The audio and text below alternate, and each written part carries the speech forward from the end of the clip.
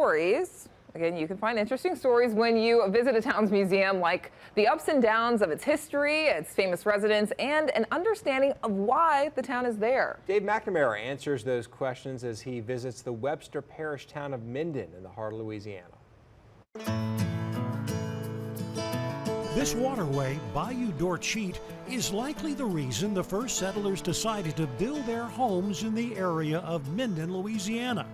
But it was land that had been occupied for centuries by Native Americans. There were Caddo Indians that were in the area. Many of our place names, like Bistineau, Dorcheat, the community of Shongaloo, they take their names from those original Native American names. Jessica Gorman is director of the Dorcheat Historical Museum in Minden, which has a collection of Native artifacts. This street out here, whenever it was still dirt, after it would rain, you could go out here and pick up arrowheads.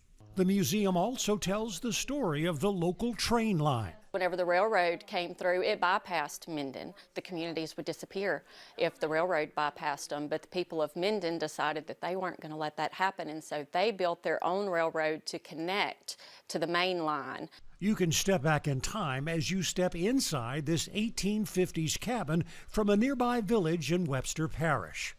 And a centerpiece of the museum tells the story of one of the darkest times in the history of Minden. You had what's called the disastrous year in Minden. What happened? In 1933, there was a tornado that destroyed much of the town. There was a fire that destroyed most of a block of downtown.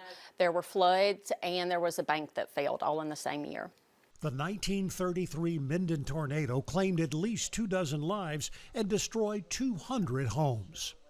When I visit a town's museum, I'm always interested in seeing the famous people who have a connection to the place. And Minden has several, including Apollo 12 astronaut Alan Bean, the fourth person to walk on the moon. A very young Alan Bean is seen in this picture sitting on top of a drum with the Minden High School band. Trace Adkins is from Webster Parish. Percy Mayfield wrote Hit the Road Jack. He was born and raised in Minden.